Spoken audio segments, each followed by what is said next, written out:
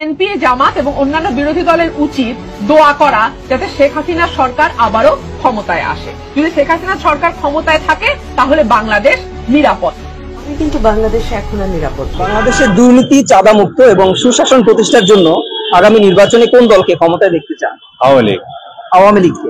আচ্ছা, কি কারণে মনে হয় আওয়ামী লীগ আসলে বেশ ভালো চলবে? কারণে আমরা বিগত 16 বছর দেখলাম ভালো ছিল, এখনো যে দিনগুলো ওনার শেখ হাসিনা যাওয়ার পর যে দিনগুলো দেখলাম ওটাতে আমরা অনেক ঘাটতি আছি, আমাদের সংসার চলতেছে না, যার জন্য আমরা মনে করতেছি আগামী দিনে আবার আওয়ামী লীগ আসলে আমরা সুখে শান্তি থাকতে পারবো। কোন সরকারের আমলে সাধারণ মানুষ ভালো ছিল?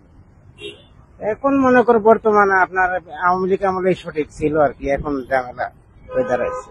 আওয়ামী লীগ আমলে সঠিক ছিল বা ভালো ছিলেন কেন? সারা দেশে জামাত শিবির ও বিএনপির আগুন সন্ত্রাস, নৈরাজ্য, নিরীহ মানুষকে হত্যার প্রতিবাদে বাগেরহাটে শোক মিছিল ও সমাবেশ অনুষ্ঠিত হয়েছে।